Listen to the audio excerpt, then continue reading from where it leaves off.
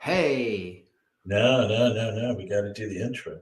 I know, but it said broadcast is live, man. Well, I know. Hey, guys, we're going to do our intro. We'll be right back.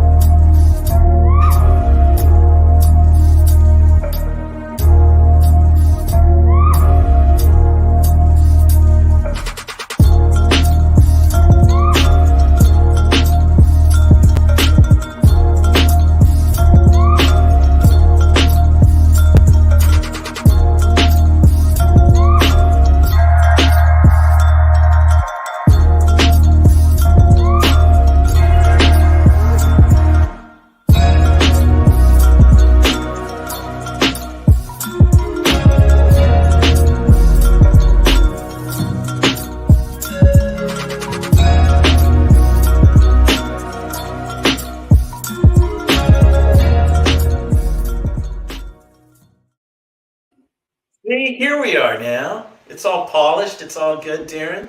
There we go. All right, so Joe, you know what I'm going to start with, and you and I haven't talked about this. What is this? Uh-oh, Things you got me. I know. I see you updated our intro, man. A It's little bit. it's reminded me of one of my favorite shows, Bill Maher. Man, it used to be this dynamic, fast-paced intro that like took me some time to get comfortable with, but I'm like, yeah, that's awesome, man. I'm fired up, ready for the show. And now It's mellow and slow. And I'm like, oh man, I missed that upbeat tempo. One thing, I just felt like, oh, okay, well, it's a little long, and that's a little long. Could make it shorter, but I just overall I wanted to just kind of jump into things a little faster. So we might shorten that a bit. But anyway, it also gives people to kind of group, get set, including me, to get some things set up before we get started. So there we go. Okay.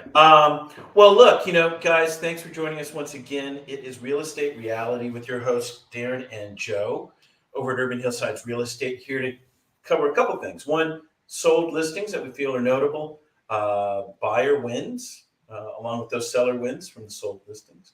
And then some sort of topic that we feel is important for us and you as real estate consumers, agents, and again, the industry in general. So, Darren, I know today you picked out something that was on the surface a bit of a puppy nod, but it makes a lot of sense. So, as we see change happening around us in the general real estate market, we also need to look at industry change. And there's some industry changes going on here that certainly transition over to the broader market and what's going on. So we're going to go over that.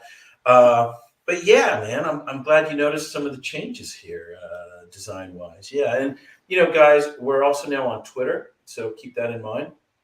And we're also doing, Darren, I don't know if you noticed, a couple shorter videos to promote the show. Again, about seller wins, buyer wins, and some other things. Just some short little snippets for people to kind of dig into. So again, thanks guys for joining us. It's Tuesday, it's 2 p.m. Before I get too far into it, that famous disclosure. Darren Hubert and Joe Cloninger are real estate agents at Avenue 8 under the Urban Hillsides brand. All opinions expressed by Urban Hillsides or their guests on this video are solely their opinions and do not reflect the opinions of Avenue 8. You should not treat any opinion expressed by Urban Hillsides as a specific inducement to make a particular investment or follow a particular strategy, but only as an expression of Urban Hillsides team's opinions. This video is for informational purposes only. All right. Great. So I guess we will go ahead and jump into the first topic, the first part of our show, and that will be about Rex Real Estate. As an example. So let me go ahead and share this. Yeah. Adjustment. Yeah. You going to pull up an article for that, Joe? I am. I have a couple things that we can look at. Cool. But here we go, right? So we're looking at Inman.com, and the title is Demise of Discount Brokerage Rex May Be Imminent, reports indicate. Rex General Counsel Michael Toth did not directly confirm Rex was closing, but blamed NAR and Zillow for the death of its business model and said its suit against both would continue. So you want to unpack some of that, Darren? Sure. Well, I think industry-wise, that's typically what happens. And the difference this time is, we'll take the example of 15 years ago when the industry shifted and there was actually a big price shift in the industry, a lot of foreclosure, a lot of distressed properties. What happened was the discount brokerages started just lining up and going out of business. In this case, it's not that there's a price shift. It's just that there's a reduction in volume of sales. And that's been, slowly leading up to it. There are some other ones we mentioned, like Purple Bricks, who left, couldn't make it in California, or at least LA. I don't know if it was, or in general. Rex. They're actually out of Britain. And they moved to Australia, and they went out of business, I think. Got it. Yeah. So, even the brokerages themselves are quite competitive. We were talking about Compass the other day, and on the stock price of that brokerage, how it went down tremendously. That's got to impact their business model and their agent relationships. But as soon as volume goes down, and in this case, I'm sure it happened at one time in the past, but it's a bit of an anomaly where volume has dropped off while prices continue to rise. Usually the volume dropping off is when prices start declining. Right. But it's different this time around. So here we are. Let's see what the article has to say. Yeah, let's see here. Industry flamethrower, Rex Real Estate may be closing shop. The discount brokerage appears to be shutting down its operations, according to reports from former staffers and a cryptic official statement from the company Wednesday. According to American Genius, which first reported the impending shutdown, Rex experienced 2 rounds of layoffs last year, and staffers reported that a company-wide call on Friday outlined the end of Rex Homes. Rex's offices in Austin and the Woodlands in Texas shuttered on Tuesday, the site said. Several former Rex staffers announced on LinkedIn that they had been laid off as a result of their department or their company itself closing down. After 4 years as a remote account manager at Rex Real Estate, a great startup experience, unfortunately, they made the hard decision to close shop. So I'm looking for another remote opportunity if anyone needs me. I have skills, just a hard, no-nonsense, dedicated worker. Read one post from 3 days ago. In an emailed statement to Inman, Rex General Counsel Michael Toth did not directly confirm the company's demise, but blamed the National Association of Realtors and Zillow for the death of Rex's business model, and said Rex's lawsuit against them both would continue.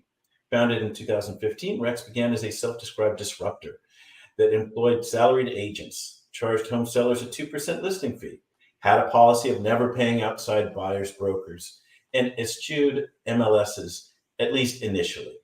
Rex was on path to disrupt the industry for consumers, Toth said.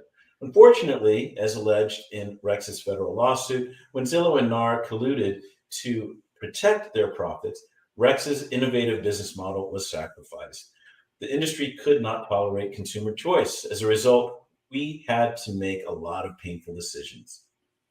According to the American Genius, Rex, which had operated in 19 states, shut down their New York and Chicago offices in October. At the same time, they announced internally that they would be joining MLSs. They called it a restructure, the site said. The joining of any MLS shocked many, as the premise of their structure was always that their magical proprietary tech, as well as their bypassing of the MLSs, could save consumers thousands of dollars. Any other comments, man? I know I've been rolling through this. No, you're good. Okay. Yeah, keep going. Rex sued NAR and Zillow in March 2021, alleging antitrust violations for an NAR rule that prompted Zillow to separate non-MLS listings from MLS listings on its website, including listings from REX or Rex. NAR countersued, alleging in part that Rex had misinterpreted its business model or misrepresented its business model, but the court tossed that suit last month. Our case against Zillow and NAR gets to the root causes of why consumers are being overcharged when they buy and sell homes. And we will continue to pursue our claims in federal court to prevail on the merits and collect the damages we're owed, said. He did not respond to further questions or requests for comment. After 2.5 years of hard work and growth at REX as an inside sales specialist, they have unfortunately dissolved the customer service department, myself included, said another LinkedIn post from Tuesday. Still another read, after 3 years at Rex and almost 2 years in the insurance department, they finally had to say goodbye to the department. At this point, it's unclear why the company appears to be winding down. As recently as March, insured technology financing company PIUS announced that Rex had secured $10 million in funding. The private placement bond was underwritten by PIUS and placed on its evaluation of Rex Homes, intellectual property, IP. The press release said the deal also includes an accordion feature, providing Rex the option to increase the amount to $45 million. And then it says development. And then you've got here some, I'm sure, agents that said good riddance, goodbye. It goes on and on. So sure, I don't think a lot of love for Rex in general from the industry. Yeah. So, for those in support of Rex, the obvious comment they'll make about agents is that it's cutting out the agents. For those in support of what I would identify as a higher quality service and customer attention, how do you offer a property for sale without offering a cooperating broker a fee? I don't see an industry like this going towards salary employees, although that model has lived on with at least one company that I can think of at this point, who's out there and active. But even then, I think like the story I heard recently that was told to us by somebody in our brokerage. A lot of these agents go into these type of brokerages, and this one particular story was about Zip Realty, who went out of business, who was the big discount brokerage, went out of business 15 years ago with the market shift. Was they go to these companies because these companies might source a lot of leads, and they give those leads then to agents, and the agents just get the experience and volume. But the financial model and the success rates are not lucrative for agents. There are much better opportunities in the industry. And those agents just start there and move on. And then you're always having newer agents that work at these companies in these salary discount brokerage models. And so you just don't have the experience that you need in a transaction. You hit a top, you hit a plateau, and then you're bouncing back. Well, as soon as you feel like you can do something in this business, then you move on to another brokerage where you can, be more successful in a model that makes more sense. Well, I think the other thing here too, and I know we've espoused this in so many words, is, there is such a thing as service. There is such a thing as quality. And when you're working with the biggest purchase or sale of your life, your investment, is discount broker really what you want to use? No, you don't. And this was all, you can hear the story kind of going over the idea of the consumer. But really, they're just diving down to the bottom, as you pointed out, not only in service, employees, but ultimately for the consumer. They're not doing a good thing for the consumer. Yeah, and I saw a pattern repeated that is just so annoying for me personally in that article and the general approach of their lawsuit. And I don't know all the details. Our topic here is about industry shifts, and the lower volume is what's a component of what's pushing discount brokerages out. But what bothers me pretty consistently is the whole freedom of choice, a lawsuit based on First Amendment rights.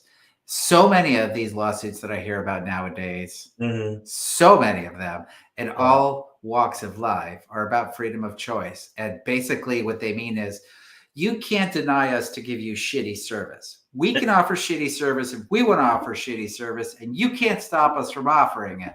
Yeah. Well, I have to say, you've run into Rex real estate listings. I've run into them again on a buyer's behalf, and it's just funky. You can't find it. You couldn't find information on it from the MLS. The consumer would ask you, "Oh, what about this?" And you're like, "What is this?" And then you call up into some 800 line, and they're out in Texas somewhere, and they're like, "Oh yeah, so this is the way we do it." And you're like, "No, no, no, Right. something's wrong." Right. There's a big disconnect. It's not fluid. Yeah. Yeah, it's just different. I mean, I will say this, the industry has had its own evolution Uh-huh. it's not a discount brokerage. Often it's a higher price. But what has worked is the invention of teams, big Yep. teams Yep. internally. Right. That's its own kind of little brokerage within a brokerage. Yeah. And some of the work is fractioned off.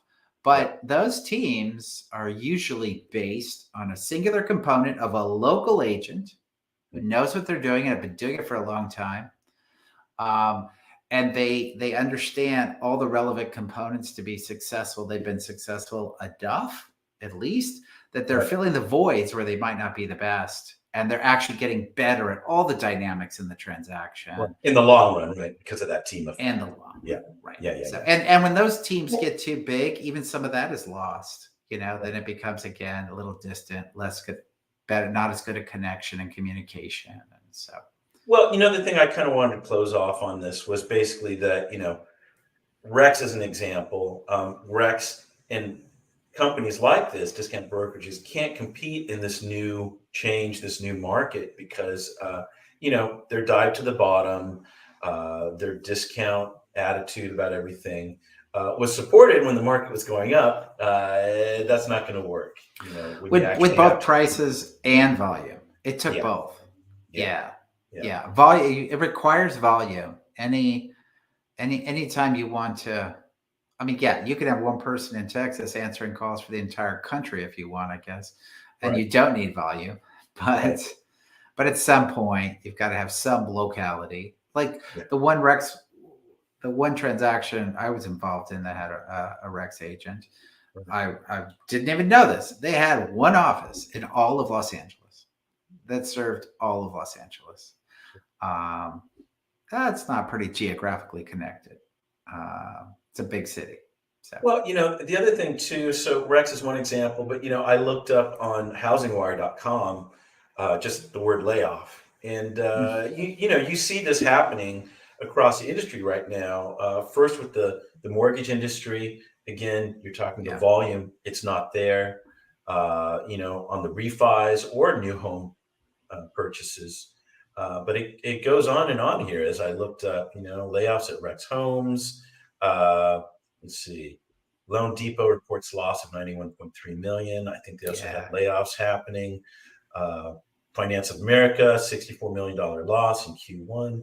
Guaranteed Rates owning continues layoffs. So the market is definitely changing for buyers, for sellers, and as you can see here, the industry. And we're all trying to adapt. Right.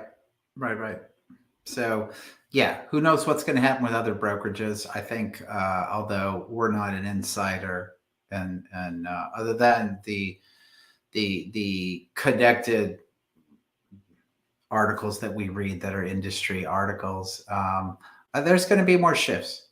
Shifts at maybe even some of the bigger companies. Like we talked about some of these newer companies that have gone public recently. Their stock prices dropping along with everything else in the stock market, but it doesn't matter. They're a new company. It's more relevant for them. It's harder for them to ride the long wave when they're so early in the process. And those companies are going to have shifts. The industry will have more changes over the next couple of years, I'm sure. So there you go. Industry market and the real estate market hand in hand as we move through this. All right. Well, look, guys, we have solds coming up. Let me just look up. We had a shorter week this week, Darren, so not as many. We can't really compare. But let me pull up what I found. And let's see. They were all kind of very attractive. Okay, and here we go. Solds. Let me see what I have here. Let's start with 2609 Lakeview Avenue. And this started at the MLS for us. Here we go. Yeah. What were you going to say? Oh, I was going to say, I just pulled up the actives, and although it's a shorter week, we're only showing 10 solds. Yeah, If I if know. you picked the same time range, I did. there's some real relevance. If you pick the same time range for actives as you did for solds, I did since 512. Yeah. 10 compared to 42. Yeah. Last week we Maybe. cited for the first time the big discrepancy and more active listings than solds. Yeah. But this is week 2. Yeah. It's a huge discrepancy. 4 times as many active listings than solds this week. So yeah, I know we've been talking about, there's a lag here. Maybe we are catching up to it. And, and we're starting to see the results of what we're hearing. So let's take a look. This is beautiful property, I thought. This is 2609 Lakeview Avenue. $1,349,000 was the list price. This is in Silver Lake. And it finished out at $1,871,742 for a $522,000, $742 increase. So this was, let's see, 3-bedroom, 2-bath, 1,331 square feet of living space, 5,000 square foot lot, 7 days on the market. Very quick. And this is brought to us by Richard Wilkinson on the listing side and Stephanie Van Ostrander on the listing side. And on the buy side, Daria Greenbaum was the agent representing the buyer. So pretty picture perfect. Yeah, looks really clean. Yeah. It's nice having the fireplace there in the bedroom. Nice touches. Yeah, it doesn't look like a flip. Maybe some preparation to get it ready for sale. Mm-hmm. It's got some older elements, but it shows really well. And a nice open flat space is always desirable in hillside homes. When you can get flat and hill in the right spots in the yard, that's great. Yeah. Okay, let's take a look at the next one. So we are going to 2705 Lakewood Avenue. And let's see here. This started at mouse trouble. There we go. Not the pest. So this started at $2,198,000, finished at $2,705,000 for a $507,000 increase. And again, very, very clean property. Not a huge place, but let's see, 2705 Lakewood Avenue, again, Silver Lake, 4-bedroom, 3-bath, 2,000 square feet of living on a 5,300 square foot lot, $2,705,000. You see that converted kitchen. 55 days on the market, so a little longer than normal. Let's see here. Michelle St. Clair at Sotheby's and Joseph Kerala at Sotheby's were the listing agents. And Diane Evans at Sotheby's as well was on the buy side. But yeah, again, pretty picture perfect. Not much to say. It is photographed well. It's staged well. It's in a great neighborhood. So, I mean, my only thought here was, wow, $2 to $3 million is starting to sound like the norm in some of our areas. I've been through that. Happening before. God, that's a good point, Joe. I've been through that cycle. When you see prices move as much as they have in the time I've been in the industry, the quicker you find comfort at a higher level, I don't know. I don't know right or wrong. It's always I've gone from $300,000 price points to 400,000 is the new norm, 500, and now it's like million. Now it's over 2 million. There are a ton of 2 million plus properties, and we're starting to see more 3 million plus properties on a pretty regular basis in our areas at this point. Take a look here. So this is 2240 Fargo Street. And this started at $1,975,000. There we are. Landed at $2,330,000 for a $355,000 increase. Let's see what this looks like. Um, okay, there we go. This is 4 bedrooms, 3 baths. It's 2,500 square feet of living. It's on a 3,800 square foot lot, so not huge, but 14 days on the market, fairly fast. This is brought to us by who here? Melissa Shaheen and Kurt Wisner over at Compass, and on the buy side, Jennifer Cahill, their cohort at Compass. So all in the family there. Yeah, just contemporary, modern. It's a little blah, but it's clean and It's very clean. It's a small lot. yeah. But yeah, very, very livable, nice space.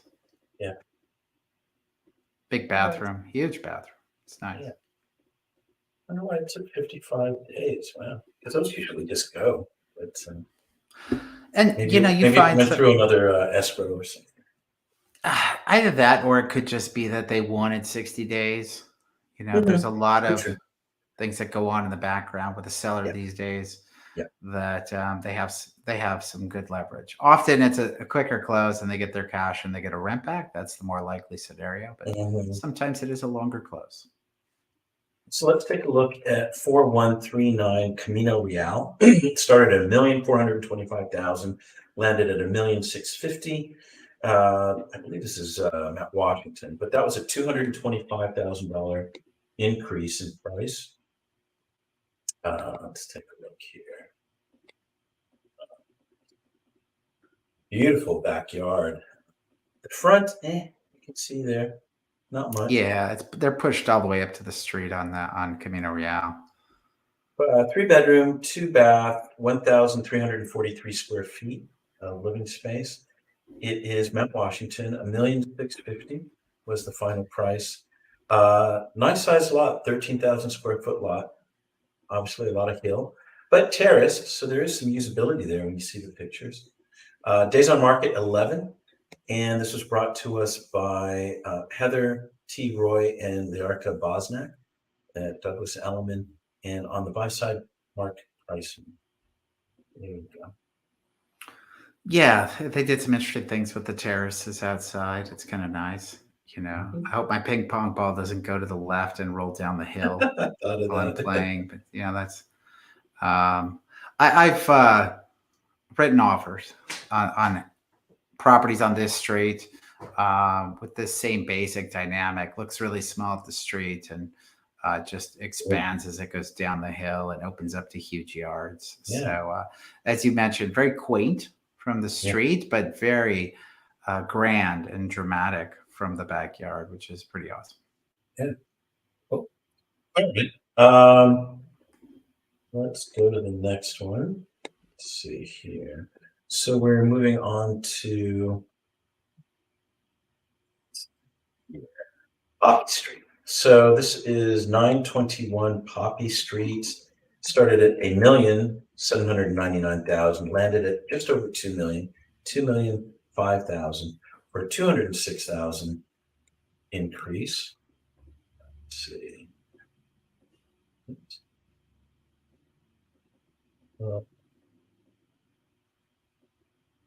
I'm wondering if you're hearing the same thing as me. I only have a left channel of sound. I don't have my right side.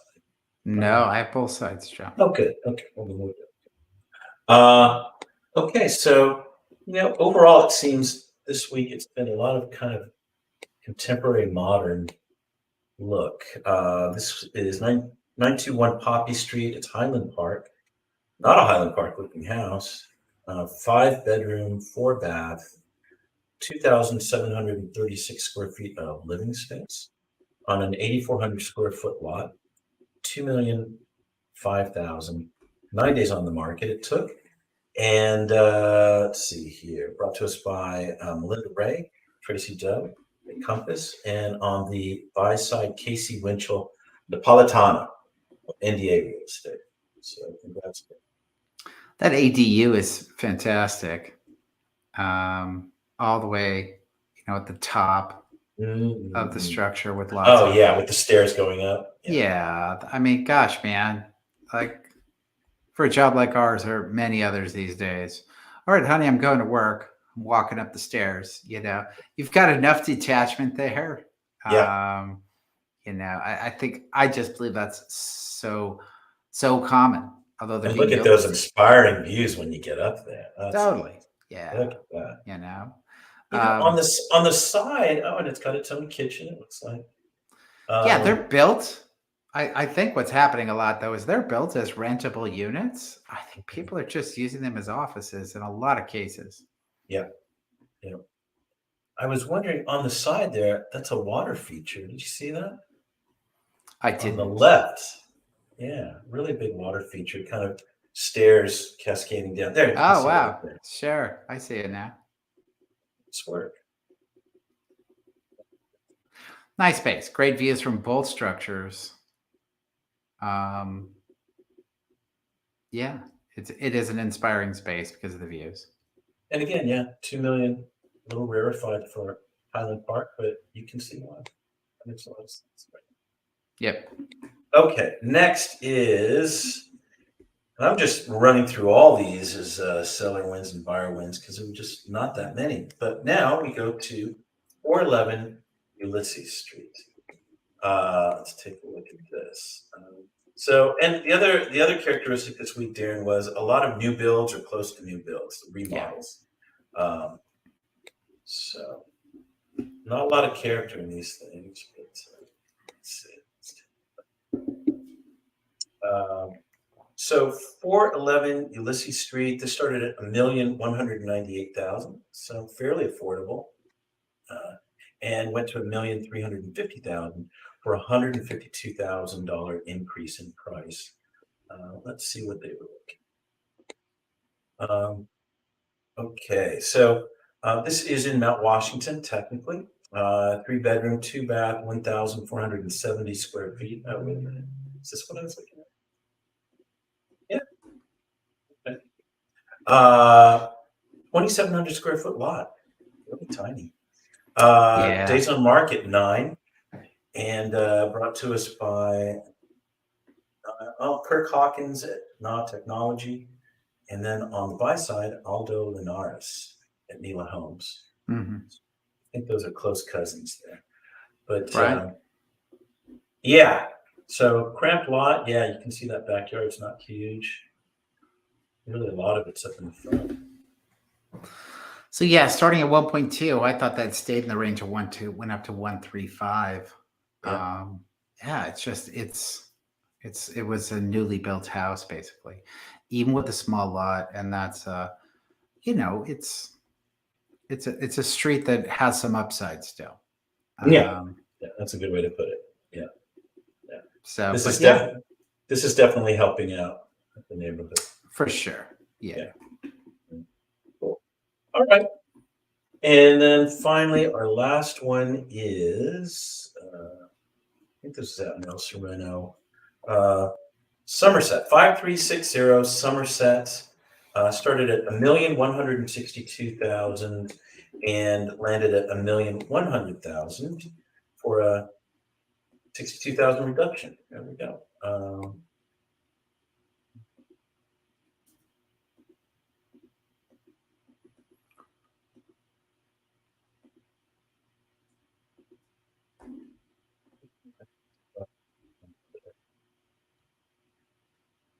More traditional. 5360 Somerset Street, 3-bedroom, 2-bath, 1,548 square feet of living space on a 10,500 square foot lot, $1,100,000 in El Sereno, 13 days on the market. And let's see here. Brought to us by Ben Braxick at an Open Door Brokerage and June Jung at B Investment. Somebody got a good deal, I think. Yeah, it doesn't have upgrades in kitchens or bathrooms. Yeah. It looks very clean. Yeah. There's some things to do. You're right. Yeah, there's some work to be done still. Looks like it doesn't have a garage. Maybe that was converted at one point already as part of the square footage. So, yeah. I mean, I think it makes sense. I will say 1,600 square feet for that price point these days is pretty good. Yep. Cool. All right. That is it for seller wins and buyer wins. That last one obviously being a bit of a buyer win. But yeah, I guess we move on to actives. Okay, so Darren, I know you go a lot by street, so I guess we'll count on that since you know the area so well. Sure. Well, I've seen 1874 Morton for sale in the past, so it's interesting to see that again. It's we're up to let's 58 listings. 58 listings. What's that? 58 listings. It went up since we've talked. Oh man. Yeah. 1874 Morton Avenue. Okay, click on that. Yeah, it's a little funky, and it's still looking funky. Looking through some photos here. Through the stats, this is Echo Park. 4 Yes. bedroom, 4 bath, 2,300 square feet of living space on a 5,000 square foot lot. Oh, there it is. I wonder how new that is. $1,999,000 is the list price. So wow, opens are 5/19. So what is that? Friday? Thursday, 5 to 7, and then 5/21 Sunday 1 to 3. So, wow, man, are they gonna get this? I think so. Yeah. Yeah, it's good square footage in a very solid neighborhood. Yeah, I think so. This took 4 days on the market so far. This is brought to us by a William Ashman at Avenue 8 and Lisa Rubel at Avenue 8. Wow. Yeah. There aren't a lot of us, man. That was a good one to start with. Well, these guys are mostly on the west side. They're west side agents, but they got this one. So we should go see them on Thursday. Say hello. Yeah. Yeah, it's a good point. Beautiful. Okay. Good pick. 1347 McCullum. We're just in that pocket lot. Yeah. I saw that. Okay.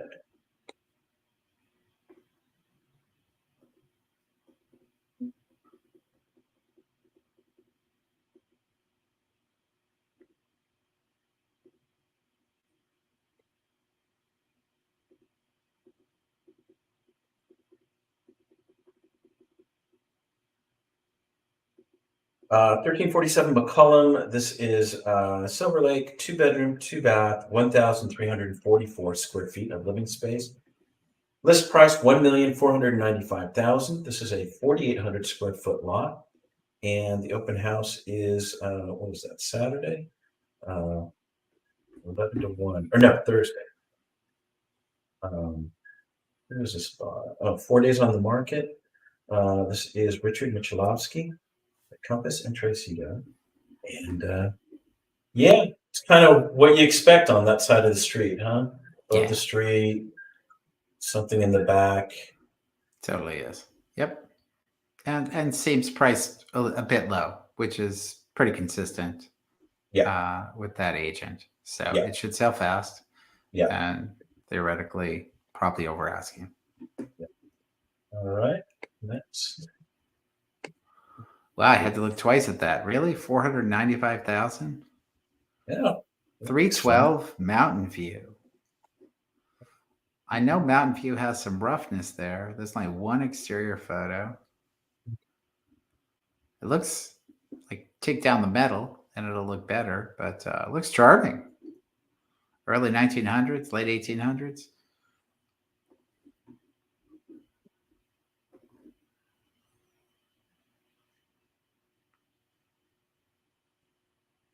Yeah, built in 1900. So 312 North Mountain View, Echo Park, 3 bedroom, 2 bath, 965 square feet, 495,000. My God, man. Lot size 2,160. Hey, 1 day on the market, brought to us by Benindra Jain, an Ingenious Asset Group. It is a probate sale, and it's subject to court confirmation, so there will be a delay in getting a sale completed, and people could show up and overbid. We sell properties in a similar fashion through bankruptcy. What's the parking situation like on Mountain View? Is it tough?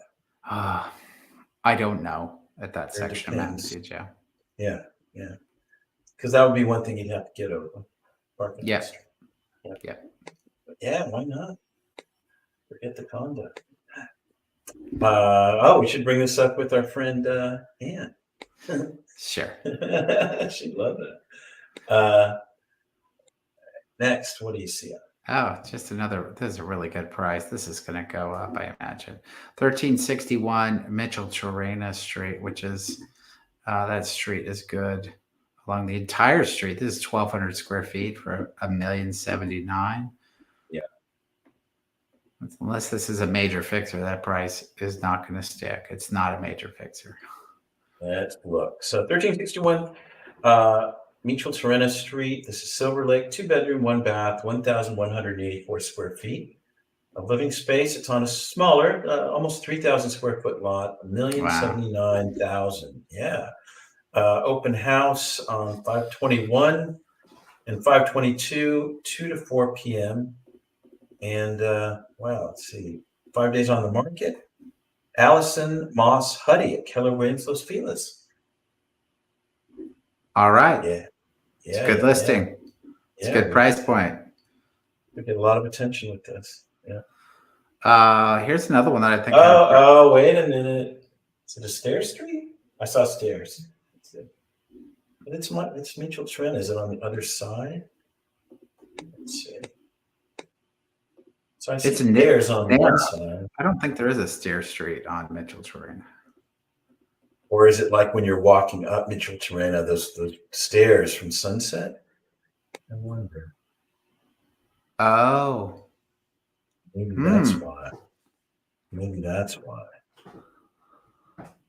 Yeah, you're right, Joe.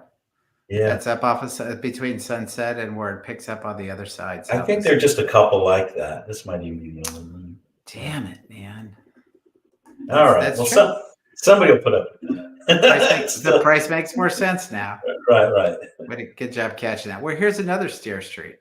1535 Curran. That's in deep Echo Park up in Elysian Heights. Oh, this one. Hold on. It's really charming. Yeah. 1535. Yeah. I think this is Rob. It is Rob. Yeah. It was relisted by Rob, I think. I think somebody else had it for a while. I think that's the right photo. Talked about it being hidden off the street. So 1535 Curran Street, 3-bedroom, 1 bath, Echo Park, 1,256 square feet of living space, $1,300,000. Nice size lot, 7,500 square foot lot. Yeah. Open houses on 5/19 and 5/21. Let's see. Yeah, 1 day on the market. Rob Kallick and Justin Freeling over. Yeah, really charming. Let's see here. Well, let's jump out to, gosh. I'm going to be curious to see what this is at. 5326 Argus Drive in Eagle Rock. We're starting at 2.2 for 2,000 square feet. Yeah. Looks a little blown. Glass block backsplash is not going to help a sale. Yeah. Wow. So this is one I'm going to tell you, in my opinion, is overpriced. Okay. 3-bedroom, 2 bath, 2,000 square feet, $2,200,000. Eagle Rock, 12,768 square feet of lot. And open houses 5/21 and 22, Saturday, Sunday, 11 to 2. And then it has 2 days on the market. A huge pool in the backyard, man. Right? There's some value there. Yeah. on the pool. Yeah, And it's on a Ryan. cul-de-sac. Yeah. Ryan Gehring, First Team Real Estate. Yeah, First Team is not LA. They're Valley, and it's got some Valley elements for sure. 951 is the area code. Exactly. Here. Riverside. Yeah. San Bernardino area. All right. Really, yeah. We'll see where that goes. I think we'll go down. Yeah, I mean, you never know these days, but it seems off to me. All right. Yeah, I guess the lessons there is always talk about, do you really have an area expert for your house? Try to make sure you do. And the other thing too, and we've all been new agents, but this looks like a pretty new agent. So maybe on top of not knowing the area, maybe they're a little too ambitious on price. Another time too, right? Sellers certainly tell you what it needs to be priced at. So you may not have any choice. Sure. Yeah. And as a new agent, you're more likely to not challenge that. Exactly. Or at least be able to provide reasoning as to why it doesn't make sense. Well, this is just interesting to me. 5532 range view. 5532. Range view is 2 words in Eagle Rock again. It's an okay price for the square footage, but it's just the structure is very interesting. It's narrow, it's tall, it's 3 stories. Huh. That kind of sticks out, doesn't it? There we go. Okay, so 5532 Rangeview Avenue. That's Highland Park. 2 bedroom, 2 bath, 945 square feet of living space, 968,000. What a deal! 1,000 square foot lot. Had to make that work. Had to make that work. There you go. Wow. 519 and 521 are the opens. And 5 days on the market. Very interesting house. 1-car garage. Yeah. Deirdre Solomon at KW Capital is a listing agent along with Sasha Wingate at KW Capital. Well, you get your view, that's for sure. Just all the spaces, though. The bedrooms are really narrow. Yeah. Beds are built-in desks. Yeah. It's fascinating. It looks like somebody who was in music is probably living there.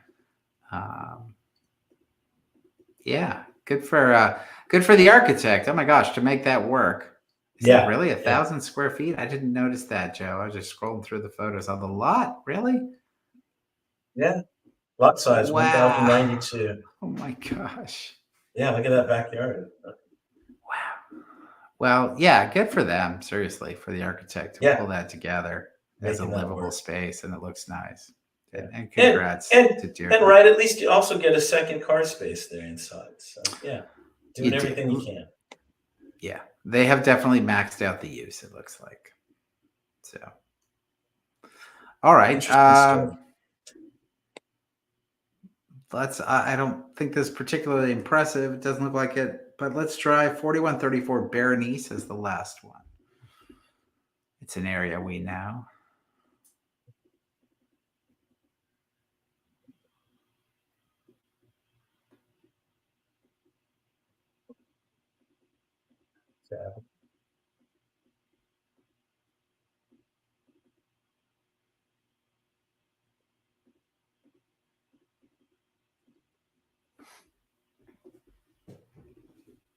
So, Feliz Avenue, 4 bedroom, 3 bath, 2,170 square feet of living space, 1,175,000 is the list price.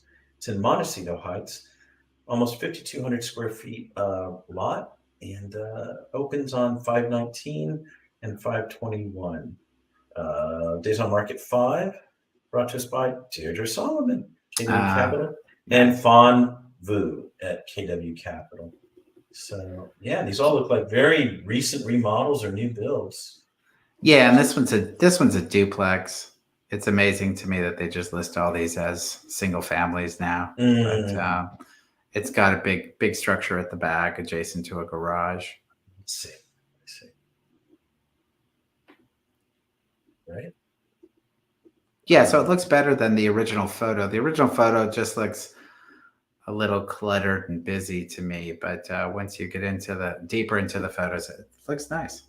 Yeah. Cool. All right. Yeah, oh, that I looks see like what you're a saying. good deal. Yeah. Liver vacant, I wonder. They look vacant. Yeah. You know who I'm thinking of, but I don't know. It'd probably go too high. Let's see. Sure, Okay. let's give it a shot. I know you're thinking of. Right? Yeah, maybe. It's got a lot of appeal. All right. What else do you see? I think that's it, man. All right. There's so much. Man, gosh, I'm looking at all this stuff. All right. Well, yeah.